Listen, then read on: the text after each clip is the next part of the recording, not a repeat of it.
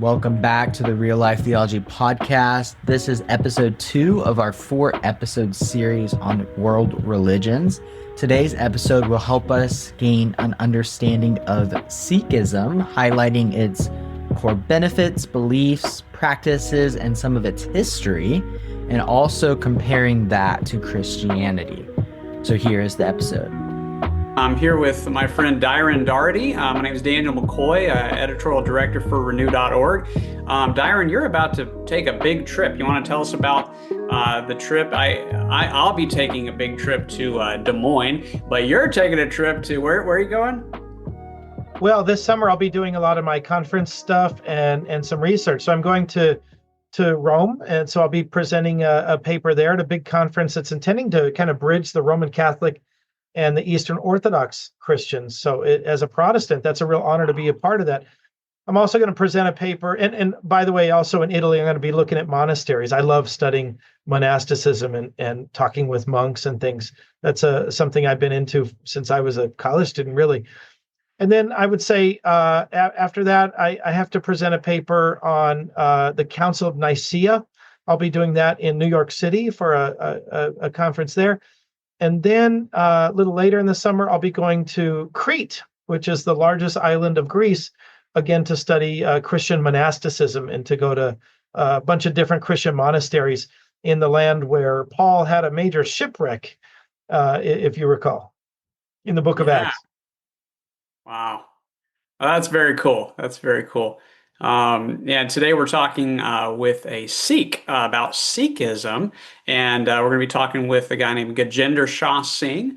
He's on the board of directors of the Nanak Sadan Sikh Temple and Community Center, and just a delightful conversation with him. But what is Sikhism, Dyron? How would you define Sikhism? Kind of help us understand this fairly recent religion. Sure. Yeah. The Sikhism is it comes out of India, and so it assumes a lot of the things that you get from Indian religions. So whenever you talk about Indian religions, the most important thing is reincarnation. And so basically, the big challenge of Sikhism is that you're trying to get off the wheel of rebirth. So it's kind of funny as Christians, we want to live forever. Where in Indian religions, you're trying to stop living forever. So it's fascinating. Whenever I teach my students about that, they're like, why would you want to stop living? Why would you want to exit eternal life? Yeah. Whereas Christians, you want to enter eternal life. So it's kind of backwards like that. Now, Sikhism, Sikhism is probably the youngest. I mean, you have Scientology, but it's one of the younger of the major religions. It goes back to about the time of the Protestant Reformation, so it's been with us about 500 years. Its founder, I guess you could say, is Guru Nanak. Guru Guru Guru Nanak. He's the founder. He's the first important guy in the religion, and Guru Nanak. And so this is like around the year 1500, right in there.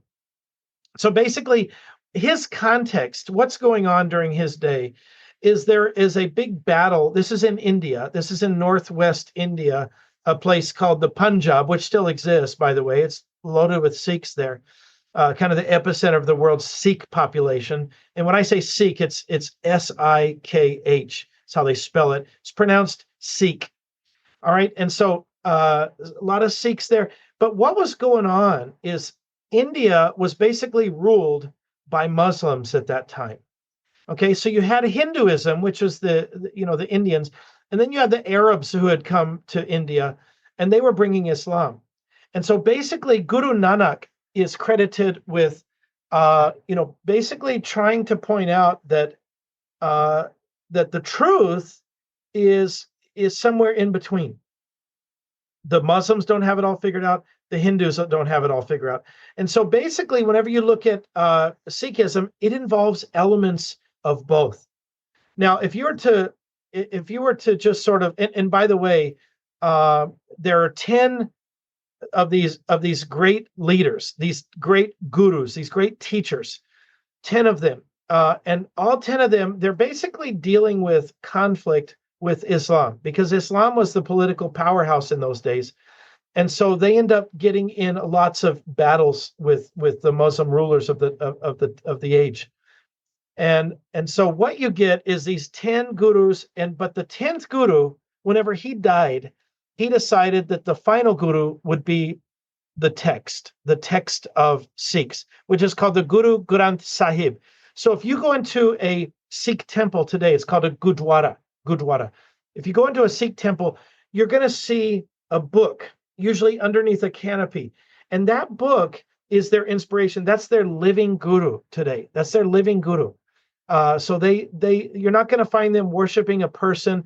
You're going to see them revering this text. So that text, the Guru Granth Sahib, is crucial today. Now, if you want to go and like do a pilgrimage for Sikhism, I did this actually one year. I went to the epicenter of Sikhism. It's actually in the northwest corner, northwestern part of India. It's right on the border with Pakistan. It's a city called Amritsar. It's called Amritsar. And so they have this famous golden temple there that you can't even hardly think of Sikhism without thinking of the golden temple. So Amritsar is to Sikhism like what Mecca is, or to Muslims, or Jerusalem is to Christians and Jews. It's like the most important place, like hands down. Like Jerusalem is for Christians, where Jesus died and resurrected, and this is kind of where the church began and so forth. And they feel that way towards Amritsar. It's a wonderful city, and that Golden Temple compound is just awesome. But what Sikhs believe is really crucial, and any Sikh is going to practice what they call the 5 Ks. And so you have the Kesh. This is Sikhs who are what they call Khalsa. This is like pure Sikhs that do everything by the book. And not all Sikhs do, just like not all Christians are celibate, like Jesus. Jesus said, "Follow me." He never married. He was single. We don't all do that. But the ideal is Jesus, of course. But they have that same kind of concept in Sikhism. Is not all Sikhs are able to do this. But if you're really going to try for Khalsa, if you're really going to shoot for the top, you're going to have uncut. You're not going to shave any of your hair and all over your body. You're going to let your beard grow. You're going to tuck it up. You're going to wear a turban, which is going to kind of keep all the hair together. You're also going to have a kara. You're going to have a steel bracelet. This is on the right wrist. You're going to have a steel bracelet. And it's a reminder to live a virtuous and true and pure life. You're going to have a comb. You're going to have it's made of wood, a wooden comb that you keep with you at all times. This is to comb your hair every day, to comb your beard, because they say that a self-respecting individual is well-groomed. Then they also have the what they call the kachera. This is the cotton underwear. And it's to remind you of your sexuality, to remind yourself that if you do marry, you remain devoted to that spouse, that you don't, sleep around and you don't do immoral things. And those underwear are a constant reminder when you take off your clothes that I belong to God, my private parts belong to God. I need to honor God and not commit any kind of sexual immorality. And then finally, this is probably the most controversial one. It's the kirpan, which is the sword. As I mentioned, in those early days, the Sikhs were constantly being attacked by the political rulers at that time that were Muslims. And so they carried a sword with them the men carried a sword with them at all time. And so they had to be prepared for battle. And so nowadays the sword is very small. It's very diminished. Some of them are like, 3 inches long. And some of them are just ornamental, almost like wearing a cross around your necklace, something like that they just carry with them. But it's to remind them, self-defense, that you defend the oppressed, you look after the weak, but mainly is you protect your community. You protect the Sikh community. It's like a vow that I will always stand up for the Sikh people like they did in those early days. And they had to go to war like many times, like often. And so that's a reminder of their history, and it's a reminder to protect their community. Those are called the 5 Ks of Sikhism. Yeah. So similarity with Christianity, difference. Here's what I would pick in terms of a major similarity. As I understand it, Sikhs are a singing community.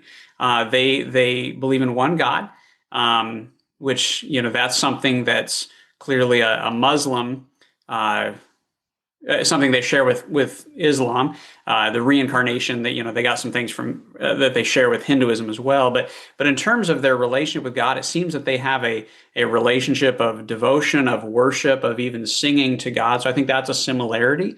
A big difference, I would say, would be that that idea that we do have the reincarnation, endless kind of opportunities to get it right versus one life that's of ultimate significance.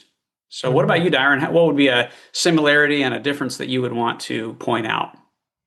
Yeah, there's several similarities. I would say that their God they call Satnam, which is the holy name, is how they refer to God. Kind of like Jews will do this. They don't.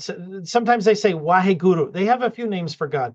Waheguru is like the great teacher, the almighty teacher. But then Satnam is the great name. But they're monotheists. I mean, they believe in one God, and so I think this is probably the most conspicuous connection between Christians and Muslims and Jews, because most people in South Asia, the Hindus, they believe in lots of gods. And so whenever you run into the Sikhs, though, they believe in one God. So it's kind of a unique thing. And of course, the other two communities, the Buddhists and the Jains, tend not to believe in deities. They have different Buddhas and things, but they tend not to believe in like creator gods. So I would say that another similarity is that Sikhs believe in love for God. I mean, they're all their singing that you mentioned, that's all about kind of inculcating love in your heart towards God. And so this is, I think, would be a very, very similar to like evangelical or Roman Catholic Christianity, where you develop a love relationship with Jesus Christ. As far as differences, I would say that to a Christian, Sikhs would sound almost kind of like Old Testament Christians, where that you have to do these things, these like the comb, the hair, the sword, the kirpan, things like that. And where I think what you get in the New Testament is Paul is saying, look, it's about the heart, which I don't think Sikhs would deny that. Of course, it's about the heart, but you have these things that are really crucial in order to be a good Sikh. You have to do these five things. Whereas I think in the New Testament, the Apostle Paul is trying to take Christians away from any kind of like attaching your salvation to anything. He's basically saying, it doesn't matter what you eat. That's not really what it's about. What it's really about is cultivating a love for God and a trust in Jesus Christ as the Redeemer, as the Lord and the Savior and the Messiah. So I would say that's kind of the main difference between a really solid Christian and a really solid Sikh or Khalsa Sikh. It's a Sikh that does these five things. Whereas I think a Christian, Paul is trying to get us away from trusting in those practices or those habits. He's trying to get us to trust in Jesus Christ. Well, welcome to our podcast, Mr. Shah Singh. I'm Dyron Daughrity. You and I, we go back many years, almost 2 decades, something like that. You have welcomed me at the Gurdwara in North Hills, right? Isn't that the name of the town? Or yes, sir.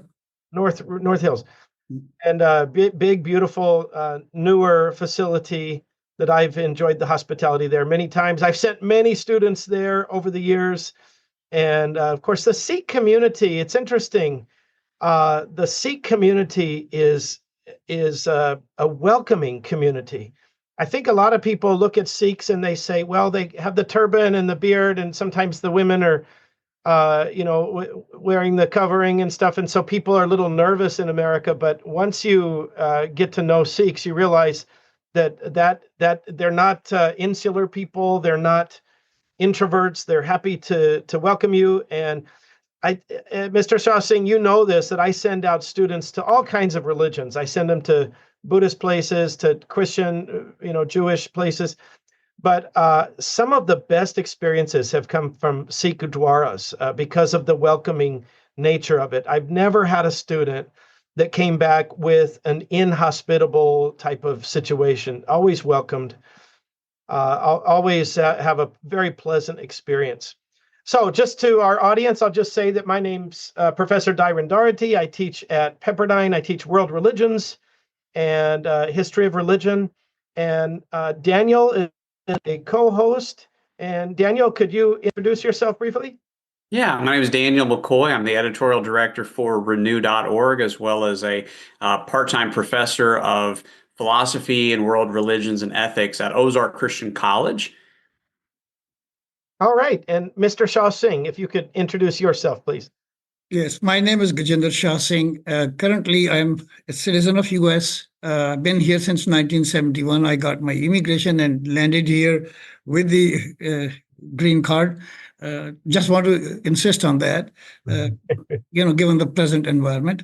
At the same time, I came to USA because of a friend of mine who was a Peace Corps volunteer in Ethiopia, Northern Africa. His name is David Landis, a very dear friend. He actually hosted us in West Los Angeles. Me and my wife gave the only single bedroom he had for us for 30 days before we found a place. Hospitality is there, everywhere. No question about it. And then he was the one who first found me a job at UCLA. From there, my background actually in education is, in teaching. I got a degree in teaching English as second language and also mathematics to the high school, 10th, 11th, and 12th grade. But I've practically forgotten most of the math part, because if you don't practice it, you don't remember it.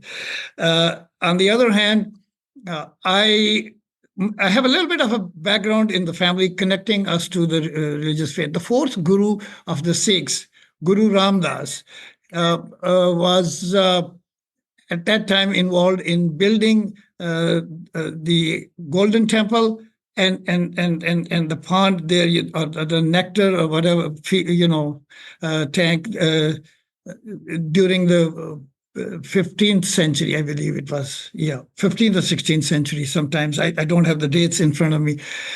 And our forefather, I am in the 12th place down from our forefather. His name was Soma Ram. And he was, working hard to support his family.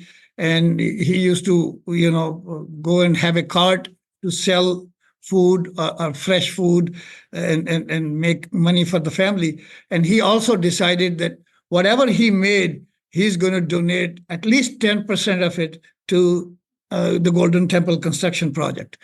And, when the Guru saw many people felt that, okay, this person is really, really treading the right path of truth and compassion. So the Guru approached him that, we are a little bit short of funds to pay the day laborers. Can you please share with me something? So he gave all the earnings for the day, and that continued for a week. When the Guru came again on the 7th day, and he says, "Here, sir," and the Guru said, "No, today I did not come to take anything from you. I came to give you. From this day onward, you will be known as not Soma Ram, but Soma Shah." Shah actually is a word which means person with money and all that. But here, the significance was different. He asked him that you're going to have plenty of, the treasure of the name of the Lord, and you can go and spread the word. So he sent our forefather to Northwest to spread the word. And that is the story. Among our forefathers, I even have made a family tree, which shows how and where we come down to. And it's not only something that gives us something special, but then it also brings a lot of responsibility. We cannot do anything wrong. I mean, we human beings are subject to weaknesses, many weaknesses, and and so it puts us on alert so that we don't do anything wrong. As I told both you that I have been working in Los Angeles in the financial services industry. I have spent almost 52 years. It will be 52 on July 26th. And I'm also involved in the Gurdwara. If you remember, Dr. Daugherty, it was 2007 when you came to the little garage that we had on Parthenia Street, and we were actually in the process of building this Gurdwara. It took us some time. We started in 2002 and completed it in 2014 when we got the occupancy. And yes, it's a nice place because we wanted to build a place where we can educate our children. I mean, educate in the right way. Not in the ritualistic way, but in the right way. The Guru Granth Sahib, our living Guru, is the original writings. It's not just of the Sikh Gurus. There are 5 of the 6 Gurus' writings in there, and then there are other saints. For example, Bhagat Kabir, Saint Kabir, who was 98 years before Guru Nanak was born. And his sayings have been also included there. Mr. Shah Singh, some of our listeners may know very little about Sikhism. Now, it's not our place to give an overview of the religion, but I would just like to say to our viewers that Sikhism, the first guru, there was 10 gurus, 10 leaders, and it begins around the time of the Protestant Reformation, for late 1400s, early 1500s, and then after the 10th guru, the 10th teacher in Sikhism, they instituted a book. The final guru would be the Guru Granth Sahib, the text of Sikhs, which is actually a compilation of lots of different authors and lots of different, you get different religious perspectives in there. Right. So it's an amazing text. It is the foundation of their. It's at the very heart of their religion. So if a person ever walks into a Sikh temple, which is typically called a gurdwara, they'll see a canopy, and underneath the canopy they will see this book, and that's the Guru Granth Sahib. Of course, there's another aspect to Sikhism that's crucial, and that is that it's really rooted in, I guess we could say, Northwest India, which, Mr. Shah Singh, I told you that I went there. I went to Amritsar. Amritsar is sort of the great city of Sikhism, right on the border of, it's within India, but right on the border of India, Pakistan. And I went there 2 years ago, and I went to the Golden Temple, and you spoke of the lake that surrounds the Golden Temple. I went there. I went all over the compound, which is a massive, very fascinating compound. You could spend days there reading all the history on the walls and the little messages that are engraved into the walls. And of course, there's thousands upon thousands of people there at any given time, making, like a pilgrimage. And then, Mr. Shah Singh, I don't know if I told you, on that same trip, this was two years ago, I also went up to Leh. I went up to Ladakh in Jammu Kashmir. Yes. And up in there, they have some Sikh gurdwaras where Guru Nanak went. Yes. So even I was not, because that part of my trip was mainly geared at studying Buddhism.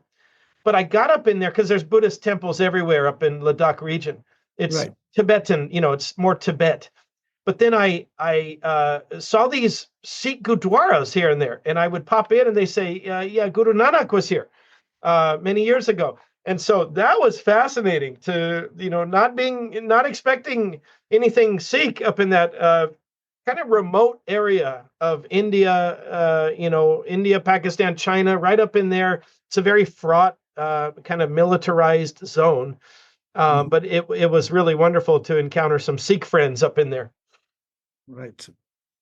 Well, Mr. Shah Singh? No, Yeah. Go ahead. Well, I was just going to ask, in these interviews, we like to ask our interviewees about any common misconceptions that Westerners, or let's say Americans, since you've lived most of your life in the United States, especially in LA, what kind of misconceptions do you encounter amongst the locals here in LA? When I first came in, and I said I was hosted by a very good friend, Mr. David Landis, in West Los Angeles for a month. And of course, he worked at UCLA, and I would go to buy groceries at the Hughes store nearby. And when I went there, because there were not too many people they had seen with turbans and beard, so this little girl, goes to her mom's legs and holds her, Mama, Genie, Genie, Genie. So that was not discrimination, but that is ignorance on the part of a lot of the people. But again, our population is not that big that people should know. But now that, a lot of people have come here. And let me pause here for a second and go back a little bit.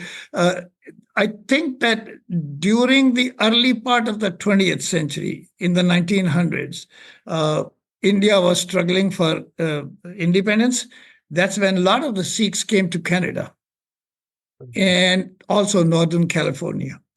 And they started an independence movement from this part of the world, Canada, as well as from Northern California.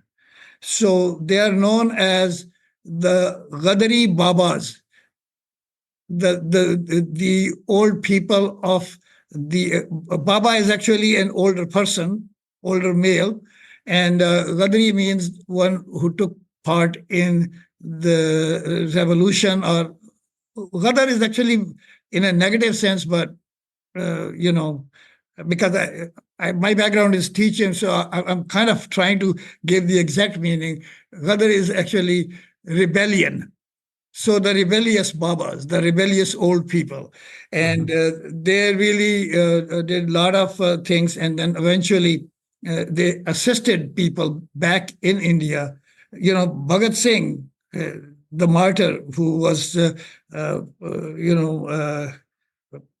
actually hanged by the British people in northern India because of his demand for free India.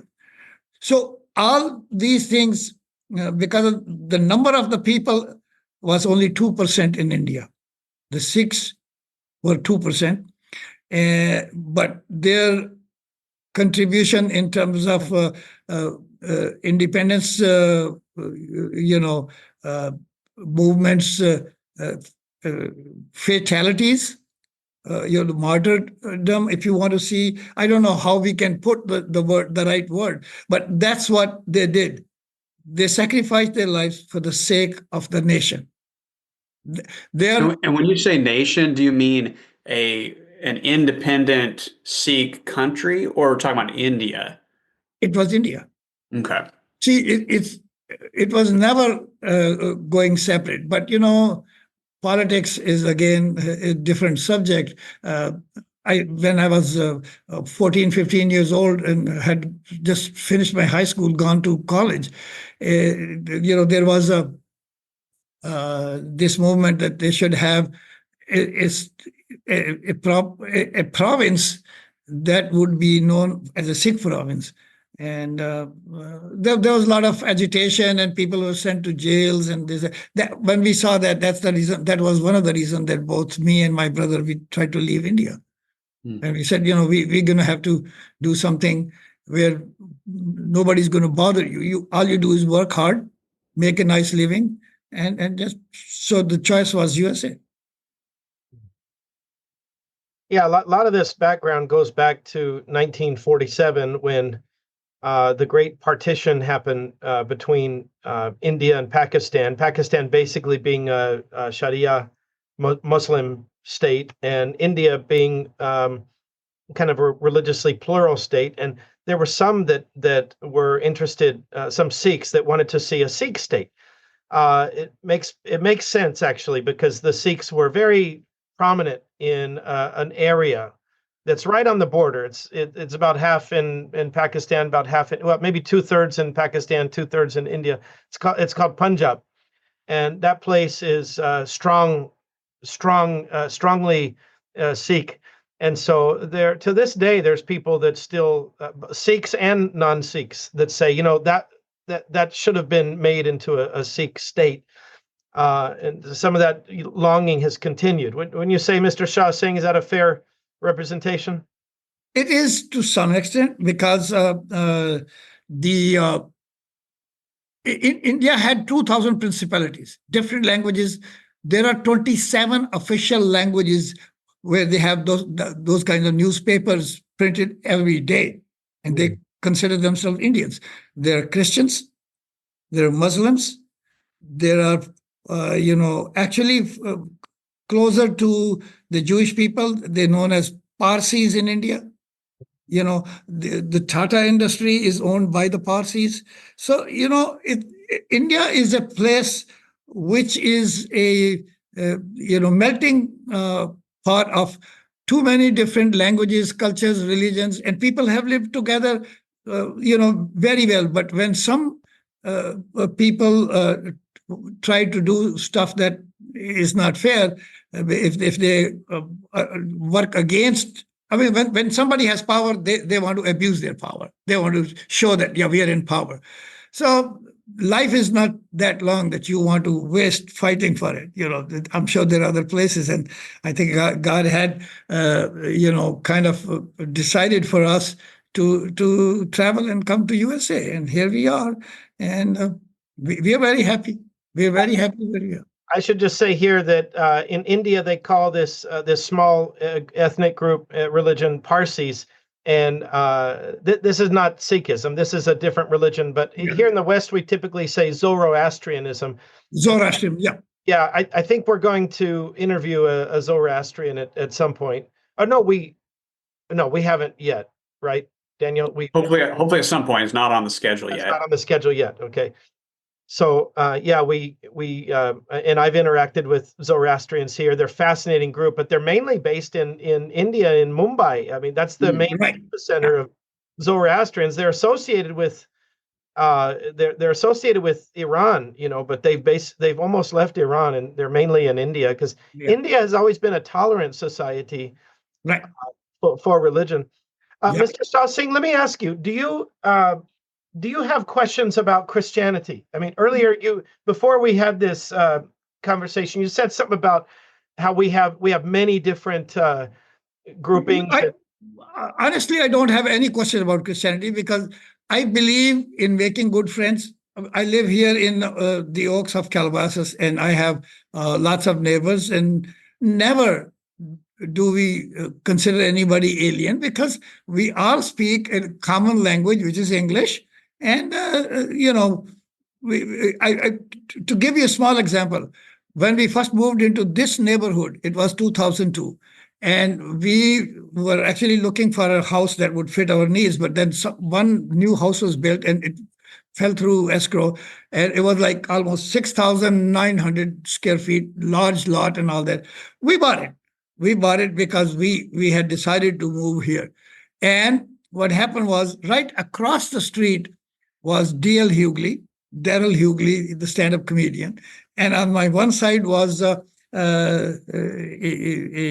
CEO of Paramount Studio. On the other side was some actress living, so like we were in the middle of the who's who street, and DL would walk in and he says, "Oh my God, the food smells good." I said, "Come on in, man," So we never had any issues.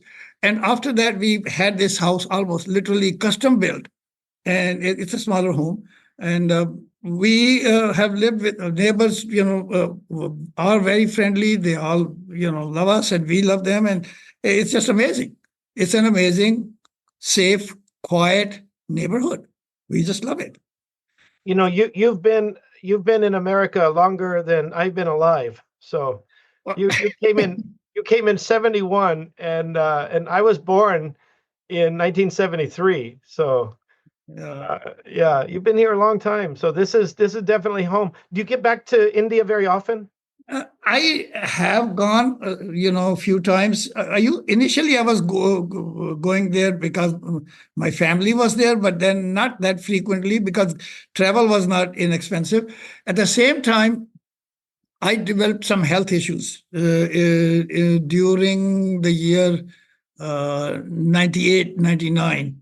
And I had lower back issues, knee problems. So they were waiting for me to get back, replace them or do some major surgeries on my body. And somebody suggested that I should go to South India, Kerala. I went there, alternate medicine, and they discovered that I also had almost leukemia in progress.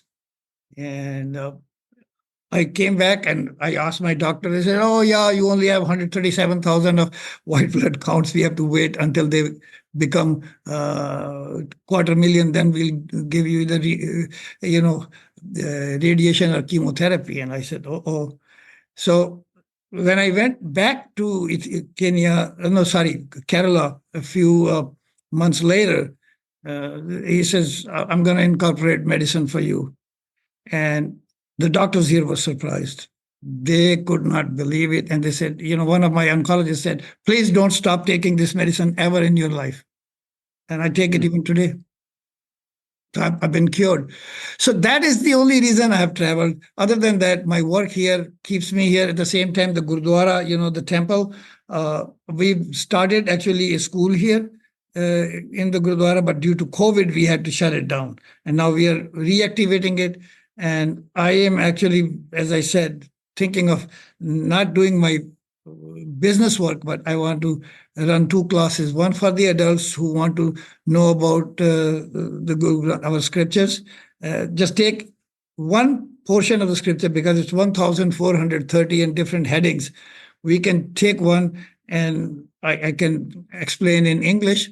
At the same time, one class for the children, because the children really will not understand if they're not taught properly, not in their lingo here. Well, I want to encourage our viewers to go to a Gurdwara, go to a Sikh temple, get to know some Sikhs. You'll have a friend for life, just like I have with Mr. Shah Singh. Anytime we get together, it's like we pick up where we left off, and I think that's important, and I think that's what Daniel and I are trying to foster in this series. Is good dialogue, good conversations, good relationships, friendship between people of different religions. Be hospitable to the Sikh community. Let's say somebody's watching from, Chicago or Miami or New York, Texas. How can the Christian community be supportive of Sikhs wherever they are together? The best way to do that is to go visit a Gurdwara, because I believe that almost every state in USA, with maybe 1 or 2 exceptions, there's a Gurdwara. I mean, if there are 5 or 10 families, then, also there are non-Sikhs who go there. Among some Hindus who are Punjabis, they call themselves Sahajdhari. That means that they are slowly trying to learn the ways of Sikhs.